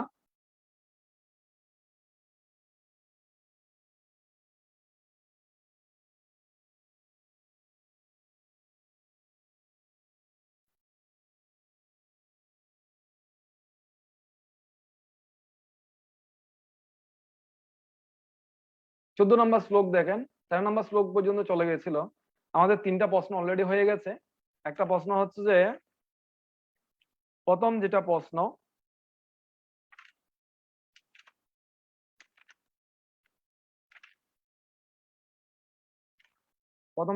করেছিল, প্রথম প্রশ্নটা কি, কিভাবে মঙ্গল, জনসাধারণের মঙ্গল সাধিত হয়। আর দ্বিতীয় প্রশ্ন হচ্ছে সেই মঙ্গল কিভাবে আমরা লাভ করতে পারি। এবং তৃতীয় প্রশ্ন হচ্ছে ভগবান দেবকীর গর্ভে যে আবির্ভূত হয়েছেন, কি উদ্দেশ্যে ভগবান দেবকীর গর্ভে আবির্ভূত হয়েছে, এটা হচ্ছে তৃতীয় প্রশ্ন। ঠিক আছে। হে সুত গোস্বামী, যার অবতার এবং আবির্ভাব সমস্ত জীবের মঙ্গল এবং সমৃদ্ধির জন্য হয়ে থাকে, আমরা সেই বাসুদেবের লীলা সমূহ শ্রবণ করতে অভিলাষী। আপনি অনুগ্রহের গুরু পরম্পরার লব্ধ জ্ঞান, সেই জ্ঞান আমাদের কাছে ব্যাখ্যা করুন। মানে গুরু পরম্পরা ভুক্ত হতে হবে যিনি ভাগবত পাঠ করবেন, কেননা তার শ্রবণ ও কীর্তনে উভয়ের কল্যাণ সাধিত হয়। আজকে 14 নম্বর শ্লোক আপনারা অবশ্যই দেখতে পাচ্ছেন। কারা কারা দেখতে পাচ্ছেন একটু হাত তুললে আমি বুঝতে পারবো। কারা কারা দেখতে পাচ্ছেন হাত তুলেন দেখি একটু করে। আপন বাবু দেখতে পাচ্ছেন, হাত তুলেন। এখানে শ্লোক তো দেখা যাচ্ছে না, শ্লোক দেখা যাচ্ছিল না। আজকে আমি আবার শেয়ার করছি।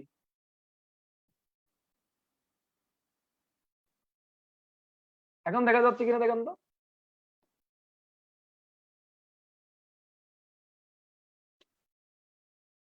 দেখা যাচ্ছে না, হাত তুলছেন। এখানে কি বলছে দেখেন 14 নম্বর শ্লোকে, আপন্ন সংস্কৃতিম গৌরাম ইয়ত নাম বিবশঃ গ্রীণম তত সদ্য বিমোচ্যতয় ইয়ত বিভেত্তি স্বয়ং ভয়ম। এখানে বলছে দেখেন, জন্ম মৃত্যুর ভয়ঙ্কর আবর্তে আবদ্ধ মানুষ বিভস হয়ে পরমেশ্বর ভগবান শ্রীকৃষ্ণের দিব্য নাম উচ্চারণ করতে করতে অচিরেই সে সংসার চক্র থেকে মুক্ত হয়, সে নামে স্বয়ং মহাকালবিত হয়। দেখুন এখানে এখানে বলছে, দেখেন সুত গোস্বামীরা হাজার হাজার বছর যজ্ঞ অনুষ্ঠান করার জন্য বসেছিল নৈমিষারণ্যে, কিন্তু সেই যজ্ঞ অনুষ্ঠান বাদ দিয়ে তারা বলছে এই জগতে জনসাধারণ কিভাবে হিত হয়, কিভাবে মঙ্গল সাধিত হয়, সেই মঙ্গল কিভাবে হয়। এবং ভগবান বাসুদেব, ভগবান কৃষ্ণ দেবকীর গর্ভে কেন আবির্ভূত হয়েছে, কি উদ্দেশ্যে, সেটা আমাদেরকে বলুন। ওরা জানে, আবার এদিকে বলছে দেখেন ওরা কিন্তু সলিউশন দিয়ে দিয়েছে। আবার ওরা প্রশ্নকর্তা কত ট্যালেন্ট হতে পারে, যিনি যাকে প্রশ্ন করবেন তিনি তো ট্যালেন্ট, তিনি তো ওখানে এমনি তো আর বসে নাই ব্যাস আসনে সুত গোস্বামী। আর এদিকে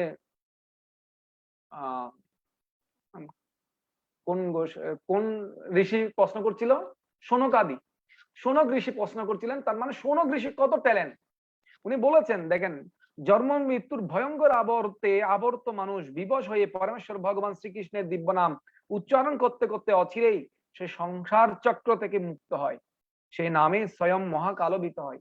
মহাকাল মানে মৃত্যুর রূপে যে আমাকে নিতে আসবে, কাল, মহাকাল, সেটা ভয় পেয়ে যাবে নাম উচ্চারণ করার সাথে সাথে।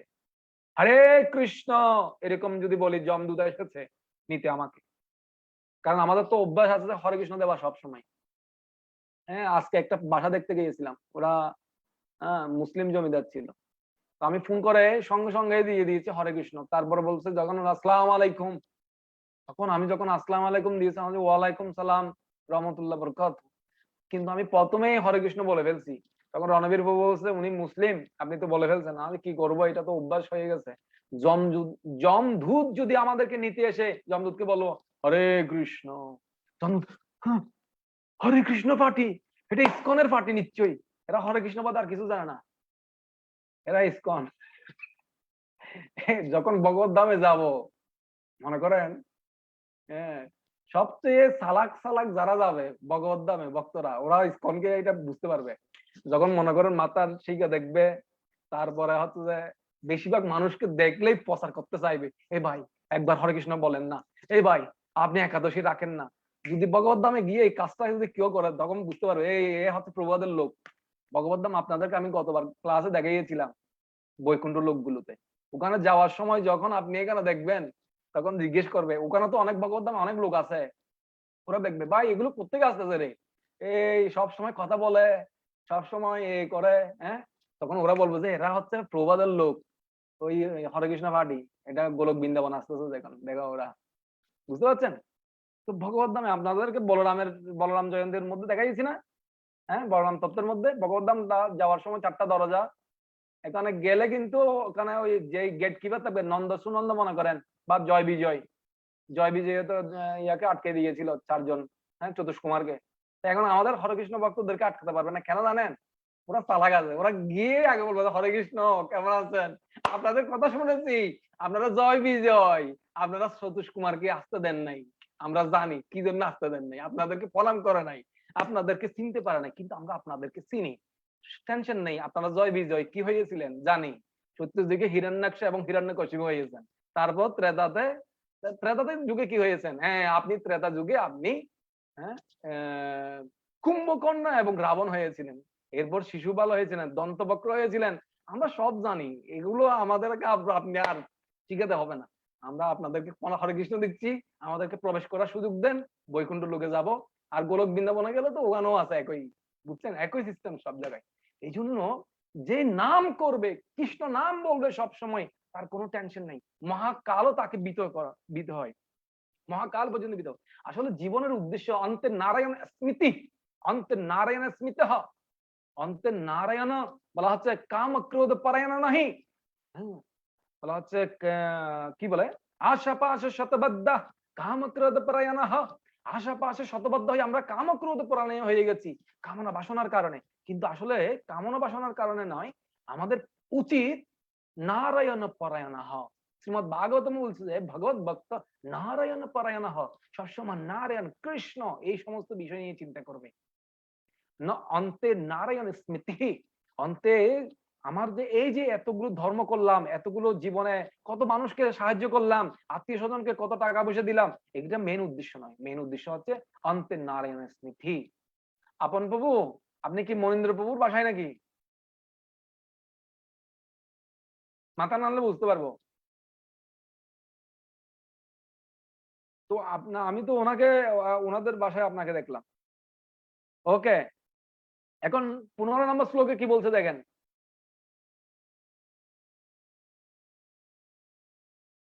আমরা আরেকটা শ্লোক আর 2টা শ্লোক নেব শেষ, তারপর আপনারা আরেকটু ধৈর্য ধারণ করুন, শুধুমাত্র 2 মিনিট।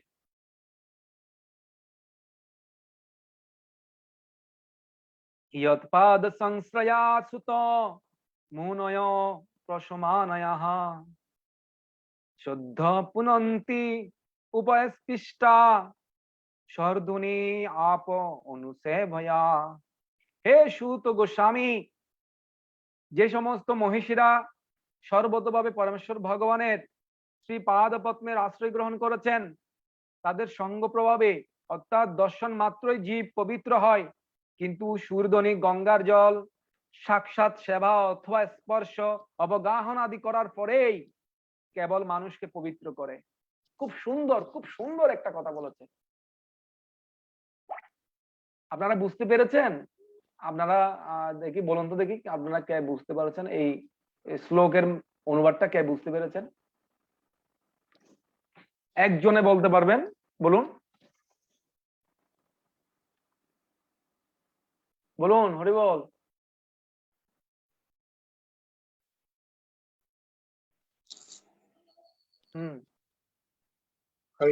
ধন্যবাদ বলুন বলুন, হ্যাঁ হরি বল। প্রভু, গঙ্গা জলে স্নান, পবিত্র হওয়ার জন্য স্নান করতে হবে, গঙ্গা জলে নামতে হবে, না নামলে কিন্তু শুদ্ধ হবে না। কিন্তু একজন বৈষ্ণব ভক্ত, এরকম ভাগবতীয় ব্যক্তি ভাগবত দর্শন মাত্রই পবিত্র হয়ে যায়। অনেক দূর হরি বল, এজ ইট ইজ, একদম রাইট, হরি বল, ধন্যবাদ আপনাকে। দেখুন তাহলে, যে মহাত্মা ভগবানের শ্রী পাদ পদ্মে আশ্রয় গ্রহণ করেছে, সেরকম সাধু, সেরকম মহাত্মা দর্শন মাত্রই আপনি পবিত্র হয়ে যাবেন। আপনার ঘরে প্রবেশ করার কারণে আপনার ঘর পবিত্র হয়ে যাবে। এই জন্য দর্শনে পবিত্র করো, এই তোমার গুণ। বলছে গোবিন্দ কোথায় থাকে? বৈষ্ণব হৃদয়ে।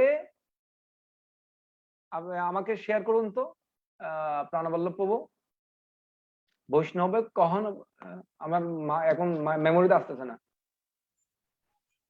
কোনটা প্রভু?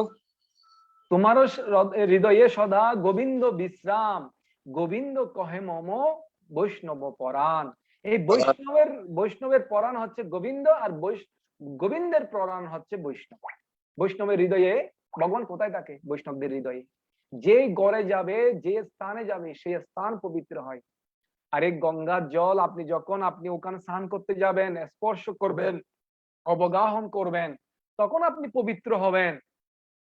যতক্ষণ পর্যন্ত আপনি গঙ্গার জল স্পর্শ করেননি, গঙ্গার জলে স্নান করেননি, আপনি ততক্ষণ পর্যন্ত পবিত্র হবেন না। কিন্তু বৈষ্ণব দর্শন মাত্র, দর্শনের 10 দিক পাপ ক্ষয় হয়ে যায়। যিনি শুদ্ধ বৈষ্ণব, যেন শ্রীল প্রভুপাদ আমেরিকাতে যখনই গেছেন, ওরা ওদের ওদের অবস্থাটা কিরকম, এক হাতে মদের বোতল আর এক হাতে মেয়ে, এরকম অবস্থায় দুটোটাই এরকম করে রেখে দিয়েছে। আর মেয়ে যেটা হাতে ছিল ওটাকে বিয়ে করে ফেলছে, ঠিক আছে, কিন্তু মদের বোতলটা ছেড়ে দিয়েছে। বুঝতে পারছেন? সেরকম ব্যক্তিদেরকে পবিত্র করেছে, হিপ্পি থেকে হ্যাপি করেছে। আরে ওখানে ওখানে ওরা সকালবেলা ঘুম থেকে উঠেই মদের বোতল নিয়ে আগে মদের ঘ্রাণ দেখবে, মদের ঘ্রাণ নেবে, তারপরে মর্নিং যাত্রা শুরু করে। সেরকম মানুষদেরকে তিনি পবিত্র করেছেন। এই জন্য যে ঘরে বৈষ্ণব যায় বা বৈষ্ণবকে দর্শন করলে, আমি আপনাদেরকে একটা মানে সদাচারের করি। বৈষ্ণব যদি ঘরে যায়, অন্তত পক্ষে প্রথমে বৈষ্ণবকে খুশি করার জন্য প্রচুর প্রচেষ্টা করতে হবে। একটা সুন্দর করে স্মাইলি দেবে, আমার ঘরে বৈষ্ণব আসুন, প্রভু আসুন, হরে কৃষ্ণ, আপনার দর্শন আমি পবিত্র হয়ে গেলাম, এরকম কিছু বলতে হয়। তারপরে প্রণাম করতে হয়, তারপর তাকে কোনো কিছু দিয়ে তাকে সন্তুষ্ট করতে, যেটা প্রসাদ আছে, আর যেই প্রসাদ আছে।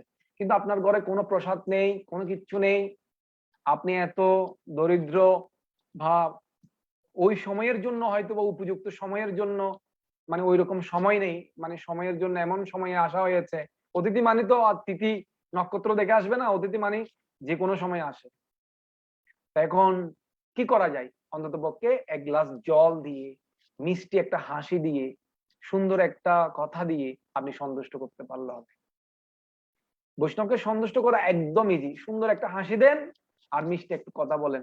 ওনারা খাওয়ার জন্য কখনো যাবে না ঘরে। ঘরে যায় কেন?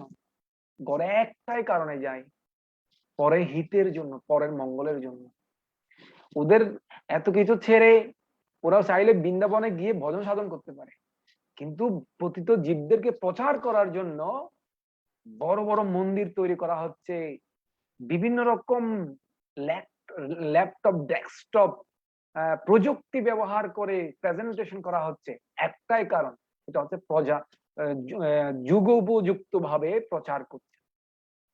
একটাই উদ্দেশ্য, সেটা হচ্ছে আমি যেটা জানি, আমরা যেটা করি পালন, সেটা আরেকজনকে বোঝানোর জন্য। আর আমি ভগবত ধামে গিয়ে কি হবে একা, আরো কয়েকজনকে নিয়ে যাই। এখানে অনাদিকাল ধরে এখানে থেকে লাভ কি? হ্যাঁ, দেখুন, এই জন্য বলছে যতক্ষণ পর্যন্ত গঙ্গা জল স্পর্শ হচ্ছে না, অবগাহন হচ্ছে না, ততক্ষণ পর্যন্ত পবিত্র করতে পারে না, কিন্তু শুদ্ধ ভক্ত পবিত্র করে। 16 নম্বর দেখেন, লাস্ট শ্লোক, এটার পর আর হবে না, ঠিক আছে? হরে কৃষ্ণ। আপনাদের ধৈর্য একটু চ্যুত হয়ে যাচ্ছে নাকি? নাকি আপনাদের সমস্যা নেই?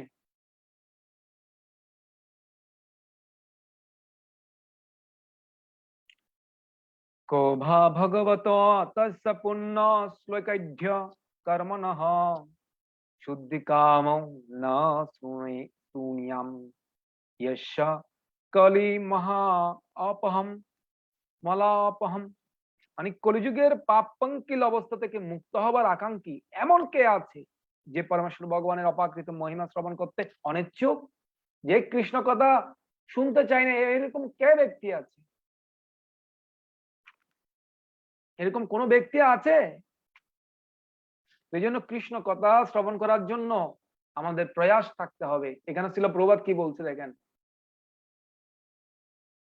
আজকালকার নেতারা শান্তি এবং সৌহার্দ্যপূর্ণভাবে বসবাস করার প্রয়াসের কথা বলে, কিন্তু ভগবানের মহিমা শ্রবণ করার অতি সরল পন্থা অবলম্বন করার মাধ্যমে যে কেবল সমস্ত জগৎ জুড়ে শান্তি প্রতিষ্ঠা হতে পারে সে সম্বন্ধে তাদের কোনো জ্ঞান নেই। প্রকান্তরে এই ধরনের নেতারা ভগবানের মহিমা প্রচারের বিরোধী, অর্থাৎ সেই সমস্ত নেতারা ভগবানের অস্তিত্ব সম্পূর্ণরূপে অস্বীকার করতে চায়। ধর্ম নিরপেক্ষ রাষ্ট্রের নামে এই ধরনের নেতারা প্রতি বছরেই নানা রকমের পরিকল্পনা করে, কিন্তু ভগবানের দূরতিক্রম্য প্রকৃতির প্রভাবে এই সমস্ত পরিকল্পনাগুলো নিরন্তর ব্যর্থ হয়। তাদের শান্তি এবং সৌহার্দ্য প্রতিষ্ঠার সব রকম প্রচেষ্টাগুলি যে ব্যর্থ হচ্ছে সেটা দেখার দৃষ্টিশক্তিও তাদের নেই।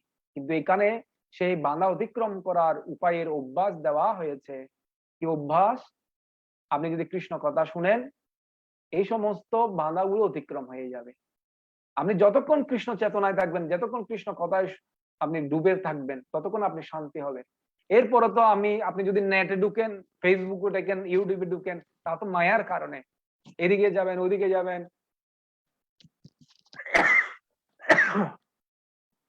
সরি এই জন্য কৃষ্ণ কথা শ্রবণে সবসময় আমাদের মগ্ন থাকতে হবে, না হলে পাপপঙ্কিল জীবনে, কলিযুগের এই পাপপঙ্কিল জীবন থেকে আমরা বাঁচতে পারবো না। যতক্ষণ কৃষ্ণ কথায় থাকবো ততক্ষণ আমরা টেনশন মুক্ত থাকি। এখন বাজারের, পরিবারের এই সমস্ত টেনশন একটু কম কাজ করে, কিন্তু তবুও কাজ করে অনেকের, ঠিক না? হরিবল, হরে কৃষ্ণ। সবাইকে অসংখ্য ধন্যবাদ। আপনাদের কোনো প্রশ্ন থাকলে করতে পারেন। আমরা তিনটা শ্লোক আজকে নিয়েছি, আগামী ক্লাসে আমরা চেষ্টা করব। আগামী ক্লাসে অবশ্যই আপনারা প্রেজেন্ট থাকবেন। আমাদের আইএফ এর পরিচালক তিনি ক্লাস প্রদান করবেন, প্রভুপাদের লীলা বিষয়ক মহিমা কীর্তন করবেন। আপনারা আরো অধিক সংখ্যক প্রেজেন্ট থাকার প্রয়াস করবেন, আমি আপনাদেরকে অনুরোধ করছি। হরি বল। আপনাদের কোনো প্রশ্ন থাকলে এখন করতে পারেন, আপনাদের প্রশ্ন নিচ্ছি আমি। হরি বল। আমি জ্যোতি মাতাজিকে স্বাগতম জানাচ্ছি এবং ওনার হাজবেন্ড হয়তো বা পিছনে আছে, এবং মমতা মাতাজি ছিলেন, আজকে কোথায় চলে গেলেন, আছেন। প্রাণবল্লভ প্রভু, পুলক প্রভু, সহদেব প্রভু, আপন প্রভু, আমাদের মনীন্দ্র প্রভু চলে গেলেন মনে হয়, এবং সুপ্তি মাতাজি তারা লিভ নিয়েছে। হরে কৃষ্ণ প্রভু বাড়িতে গেছেন তো, নেটে মনে সমস্যা করতেছে। ও আচ্ছা, ওকে ওকে। তাহলে শুক্রবারে অবশ্যই সবাই প্রেজেন্ট থাকবেন। আশা করছি আমি আর আপনাদেরকে অ্যাডভার্টাইজ করতে হবে না, আজকে বলে দিলাম ক্লাসে। হরে কৃষ্ণ। আপনাদের কোনো প্রশ্ন আছে? হরে কৃষ্ণ। হ্যাঁ, হরে কৃষ্ণ, বলুন প্রভু। প্রভু বলতেছিলাম, আপনাকে শোনা যাচ্ছিল না তখন। বলছিলাম যে তো আপনি তো ঝুলন যাত্রার মাহাত্ম্য বলছেন, কিন্তু এটা যে 5 দিন করা হয় এটার কোনো আছে নাকি? মানে কেন 5 দিন করা হয়? মানে যে 5 দিন যে ঝুলন যাত্রাটা থাকে। আমি তো মাহাত্ম্য তো সংক্ষেপে বললাম একটু করে, মানে জাস্ট একটু করে শেয়ার করলাম। এখানে 5 দিন পর্যন্ত লীলা আছে, বিভিন্ন লীলাগুলো শেয়ার করা যায়, বুঝতে পারছেন? তাহলে আমি আর একটা ক্লাসে একটা লীলা বলবো, আর একটা ক্লাসে ঝুলন যাত্রার একটা লীলা বলবো, ওখানে 5 দিনের সংক্ষিপ্ত ব্যাখ্যা করে দেবো, ঠিক আছে? বুঝতে পারছেন? কারণ ভগবানের অনন্ত লীলা, এক একটা লীলা এক এক রকম। এখানে ঝুলনের অনেক লীলা যেগুলো অত্যন্ত গুহ্যতম, এবং এই লীলাগুলো শ্রবণ করতে হয় আমাদের শুদ্ধ চিত্তে এবং শুদ্ধ ভক্তদের কাছ থেকে। হরি বল। আপনারা নেটের মধ্যে আরো অনেক মহারাজেরা লীলা শেয়ার করবেন, সেগুলো শেয়ার করতে পারেন। আমি যেহেতু এদিকে কৃষ্ণ জন্মাষ্টমী আসতেছে, ছিল প্রভুপাদের আবির্ভাব তিথি, নন্দ উৎসব, যেদিন নন্দ উৎসব সেদিন এবং ভাগবত ক্লাস অলরেডি শুরু করেছে, কিন্তু টানতে মানে সুযোগ হচ্ছে না যে শ্লোকগুলো টেনে নেওয়ার। হরি বল। আর কোনো প্রশ্ন? জ্যোতি জ্যোতি মাতাজি, ভালো আছেন আপনি? মিউট অন করতে হবে, কথা শোনা যাবে তখন। হ্যাঁ প্রভু, আমি ভালো আছি। আপনি ভালো আছেন? হ্যাঁ, আপনার কি দিনাজপুর? হুম, এটা আমার হচ্ছে মা। ও আচ্ছা আচ্ছা, হরি বল, নমস্কার, হরে কৃষ্ণ। মা আজকে একাদশী আছে তো এই জন্য। হরি বল। হ্যাঁ হ্যাঁ, একটু ভালো কথা মনে করেছেন, আজকে সবাই একাদশী আছেন। একাদশীতে অনেকে 64 মালা জপ করে, অনেকে 25 মালা জপ করে, অনেকে পুরো রাত জাগরণ করে। এক এক ভক্ত এক এক রকম। আপনাদের শরীর অনুসারে আপনারা করবেন, যার যেরকম শারীরিক ক্ষমতা আছে সেরকম ভগবত ভক্তি করার প্রয়াস করবেন। হ্যাঁ আমাদের প্রভু। সুমু মাতাজি একাদশী আছেন আজকে। হ্যাঁ প্রভু আছে। আপনি অসুস্থ আছেন, আপনি তো এখনো অসুস্থ আছেন, এখনো একাদশী আছেন আজকে? হ্যাঁ প্রভু আছে, আমি এখনো অসুস্থ প্রভু, শুয়ে শুয়ে ও, ক্লাস করছি। কিছু প্রসাদ পেয়ে আপনি একাদশী থাকেন, মানে কিছু খান, হ্যাঁ যেগুলো খাবার ইয়ে আছে ওগুলো। সহদেব প্রভু, আপনি একাদশী আছেন আজকে?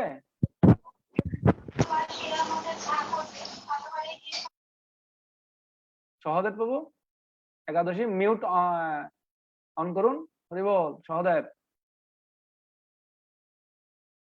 মিউট অন প্রভু করুন। আরেকটা প্রশ্ন। হ্যাঁ, প্রশ্ন বলুন। না প্রভু, ওই যে জয় বিজয়ের কাহিনী যে বলছিলেন, হ্যাঁ, হ্যাঁ তো ওনারা তো আসলে অভিশাপের জন্য যে মানে পৃথিবীতে জন্মগ্রহণ করছে, মানে সত্য যুগে, দাপর যুগে, ত্রেতা যুগে। হ্যাঁ হ্যাঁ তো হ্যাঁ। কলিকালেও তো জন্মগ্রহণ করার কথা ছিল না, কলিকালে কি রূপে জন্মগ্রহণ করছে? আহ, অনেক জায়গায় বলা আছে যে ওনারা জয় বিজয় আবার কে হয়ে আসছে, জগামাদয় হয়ে আসছে কলিযুগে, মানে চৈতন্য লীলায় অংশগ্রহণ করার জন্য আসছে। জগাই মাধব, না? হ্যাঁ, কিন্তু সপ্তম স্কন্ধে ওখানে বলা হচ্ছে যে ওনারা ওনারা ওনাদের স্বরূপ পেয়ে আবার বৈকুণ্ঠ লোকে ফিরে গেছেন। ওনার স্বরূপ মানে ওনারা আবার গেট কিপার হয়ে, মানে ওখানে ভগবানের সেবা করার জন্য গেট কিপার হয়ে চলে গেছেন।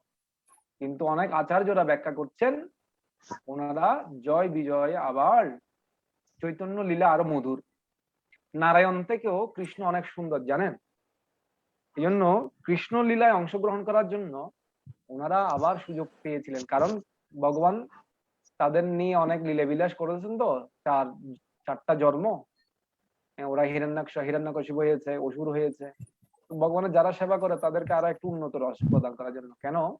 নারায়ণ থেকে রাম বেশি সুন্দর, রাম থেকে মথুরার যে কৃষ্ণ তাই সেই বেশি সুন্দর। সরি, দ্বারকার কৃষ্ণ থেকে মথুরার কৃষ্ণ আরো বেশি সুন্দর, মথুরার কৃষ্ণ থেকে বৃন্দাবনের কৃষ্ণ আরো বেশি সুন্দর। আর যিনি শ্রীমতী রাধা ঠাকুরানী, যিনি গোপীনাথ, তিনি হচ্ছেন সবচেয়ে বেশি সুন্দর।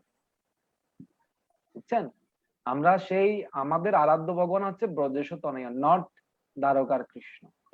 আরাধ্য ভগবান ব্রজেশ তনয়, তদ্ধাম বৃন্দাবনম, রম্মা কাচিধি উপসনা বজবধূ বর্গেণ যা কল্পিতা।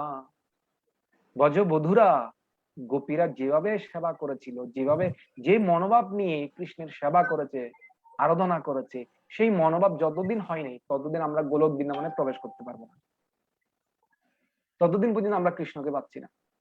কারণ সেই আরাধনাই সর্বশ্রেষ্ঠ আরাধনা, যেটা এটা কি প্রমাণ? প্রমাণম অমলম, অমল পুরাণ শ্রীমদ ভাগবতম প্রমাণ।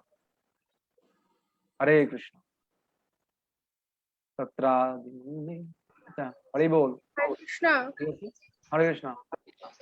হ্যাঁ, হরে কৃষ্ণ, প্রণাম প্রভু। হচ্ছে গিয়ে ওই যে শুক্রবারে যে ক্লাসটার কথা বলছেন, ওইটা ওই যে রাত্রে 8টায় না সকালে 8টায়? রাত 8টায়। কিন্তু আচ্ছা যারা ছোট বাচ্চারা আছে, ওই যে সংস্কৃতি শুদ্ধ উচ্চারণ শিখে এবং একটা শ্লোক মুখস্থ, এরপর আরো বিভিন্ন বিষয়ে ক্লাস হয়, এটা হচ্ছে দুপুর 12টায়। হ্যাঁ, এখানে সবাই বাচ্চারা ক্লাস 10 পর্যন্ত বাচ্চারা অংশগ্রহণ করতে পারবে। ঠিক আছে? আপনাদের যদি ক্লাস 10 পড়ে, ক্লাস 3 থেকে 10 পর্যন্ত, তাহলে দুপুর 12টায় শুক্রবার ক্লাস আছে, ওইটাতে অংশগ্রহণ, একই লিঙ্ক। ছোট বাচ্চার শ্লোকটা আপনি ওহার মেসেঞ্জারে আমি কইতেছেন। সব দিয়ে দেবো বৃহস্পতিবারে, প্রশ্ন সহ পেয়ে যাবেন, কিন্তু উত্তর আপনারা দেন না। এখনো ডিভাইস এর কালকে পরীক্ষা নিয়েছে, অনেকে উত্তর দেয় নাই, জয়ন্ত এখনো উত্তর দেয় নাই। তো শ্লোক প্রভু মুখস্থ শিখে নাই, জন্য আমি শ্লোক নিই না। হ্যাঁ বলুন। প্রভু আমি একটা কথা বলে, আমি নিউটনে পড়ি, আমি কি অংশগ্রহণ করতে পারি? করতে পারেন, সমস্যা নেই। হরি বল। এখানে আমার ভাইজি আছে, আমার অনেক আত্মীয় স্বজন আছেন, আমার তো ভাই বোনেরা আছে, ওরাও ক্লাস 10-এই পড়ে। হরি বল। সবাইকে অসংখ্য ধন্যবাদ। হরে কৃষ্ণ কৃষ্ণ কৃষ্ণ হরে হরে, হরে রাম রাম রাম হরে হরে। আপনারা অধিক সংখ্যক নাম করবেন আর ভগবানের সেবা পূজা করার চেষ্টা করুন। অন্তিমে আমাদের উদ্দেশ্য হচ্ছে ভগবত ধামে ফিরে যাওয়া, ভগবানের নাম নেওয়া, আর এটা হচ্ছে মুখ্য জীবনের উদ্দেশ্য হচ্ছে এটাই। কিন্তু পাশাপাশি যে আমাদের যে কাজকর্মগুলো আছে সেগুলো ব্যালেন্সিং করে থাকতে হবে, মানে আপনার চাকরি বাকরি পড়াশোনা এগুলো হচ্ছে ব্যালেন্সিং করতে হবে। বেশি ইমোশনাল হয়ে হ্যাঁ মানে ডুবে ডুবে ভক্তি মানে একদম ভক্তিতে গদা গদা হয়ে গেল, কিন্তু এদিকে সংসার লেখাপড়া সবকিছু বাদ হয়ে গেল, তাহলে মানুষ আপনাকে আবার কি বলবে, ইসকনে মানে ইসকনের পাইছে বাতাস, অনেক রকম বাতাস আছে না, হ্যাঁ জিনের বাতাস, তারপরে ভূতের বাতাস, এখন ইসকনের বাতাস একটা আছে বলে, এটা খুব ভালো। আবার ইসকনের বাতাস পেলে আপনি ভক্ত সঙ্গ করবেন, ইসকনের বাতাস পেলে আপনি সাধু সঙ্গ করবেন, হরিনাম করবেন। সবাইকে অসংখ্য ধন্যবাদ। হরে কৃষ্ণ। আর কোনো যদি আমার কথায় কষ্ট পেয়ে থাকেন, সেটার জন্য আমি দুঃখিত, লজ্জিত এবং ক্ষমা প্রার্থী। হরি বল। হরে কৃষ্ণ।